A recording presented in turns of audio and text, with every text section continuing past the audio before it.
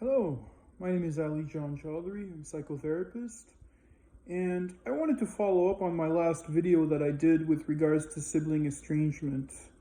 Now, last time I did a very broad presentation in terms of what sibling estrangement can be, what it can look like, and also, how you can help yourself very briefly.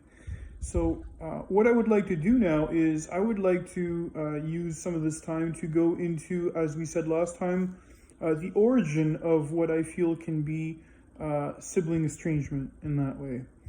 Now, of course, I do think that sibling estrangement does start within families of origin, and while it's very true that siblings can sometimes give each other friendly jabs and poke exchanges at each other in some ways.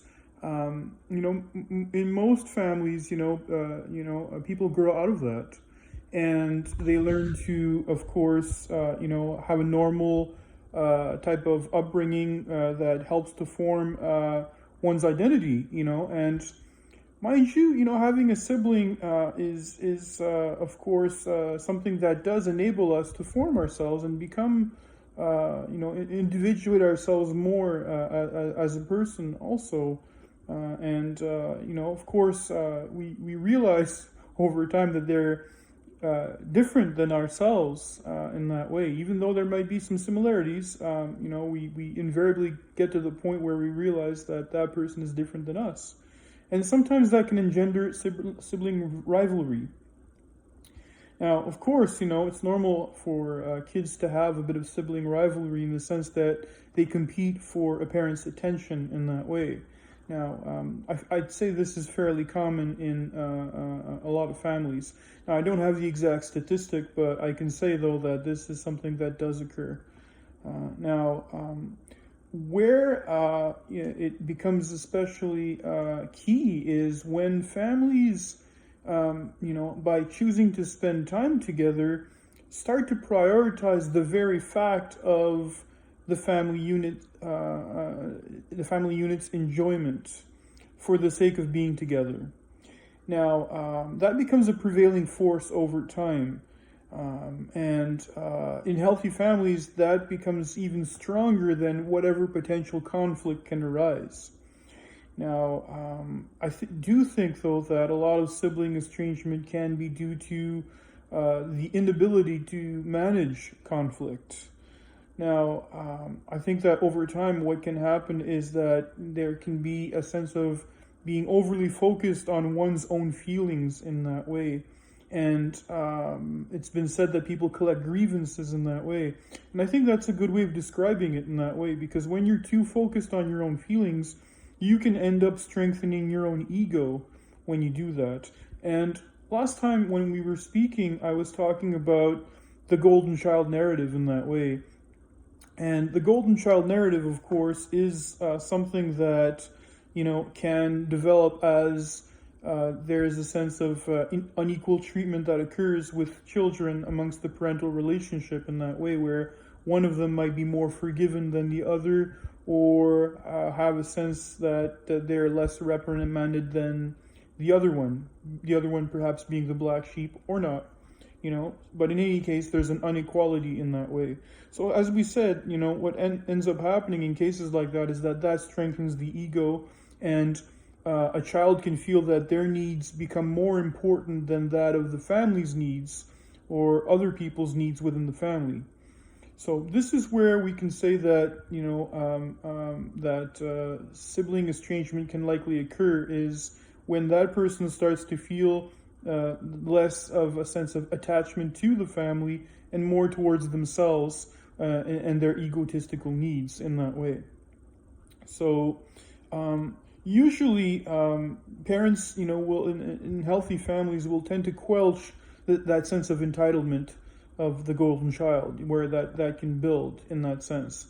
And, the parents will likely prioritize the family, spending time together in that way, for the sake of just being together and taking care of each other's needs.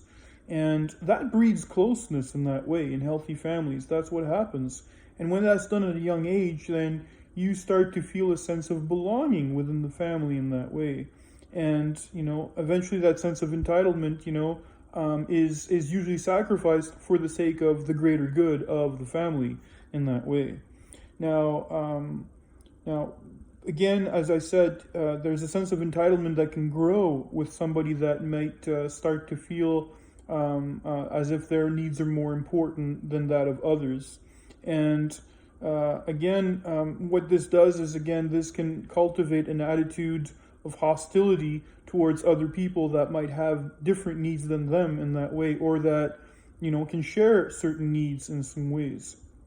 Now, it's the parents' responsibility to be able to help the children to manage conflict in that way. And usually parents will show the children that they both share responsibility in whatever conflict manifests. Now, if parents start to take sides in that, then that creates issues of creating a sense of grandeur, if you will, with a child that can get a sense of entitlement and further feed off of that in that sense. Whereas when you teach the child that, the family, for the sake of being a family unit, is stronger, then the family comes first and our individual needs come second in that way. Now, that is, if it's done in a balanced way, of course, it will be good at just quelching the golden child's dysfunction in that way. Now, of course, if parents don't do this in that way, what ends up happening is that the golden child pursues. The golden child's needs continue to prevail in that way. And I do believe that there's a window of opportunity with being able to do an intervention of sorts in this way with children or adolescents. In the sense that when you're able to catch this early on, you prevent further grievances that can occur as adults. Because once you're an adult and you are basically reprimanded, then you have more power as an adult to fight back and perhaps even scold your parents, for wanting to do this or wanting to speak up in some ways. So parents need to realize this, that both share responsibility, for the children when the conflicts arise, and this is where it becomes especially important. So this is a point of origin that I feel is important to be able to share and to understand as to where sibling estrangement can happen. Now, this is when it happens at a young age. It can sometimes happen also at an adult age, as we said earlier, and of course that can have its own share of problems. But there can also be other manifestations as adults. And in a further video, I would like to perhaps discuss how it looks in the present, what happens when sibling estrangement has already occurred, and at the same time, what can be done about that, and how to protect oneself in that way. We'll devote entire videos for both that present manifestation and what can be done also when and after it's occurred in that way. So I think these are important factors to consider. And I just wanted to share these with you just to put a bit of light onto where sibling estrangement can occur. Now, mind you, there might be other reasons for why sibling estrangement can occur, as we said, and we may look at some of those down the road, as we said. But this is a big one, and I do think that it needs to be taken into account, into consideration. So I'll be speaking with you again in the future in other videos, but in the meantime, I want to wish everybody during this worldwide pandemic, I wish you all a sense of safety and good health, and I do hope that we'll be able to get out of this all together in a safe and healthy way, of course. So if you have any questions or comments with regards to this, I do welcome comments, of course, with these videos.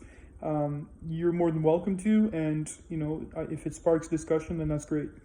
And hopefully we can put some light on some of this in that way and continue to talk about what is otherwise a very common situation that occurs within families. So once more, my name is Ali John Chaudhary, psychotherapist, and I look forward to speaking with you again very soon. Take care. Okay, bye-bye.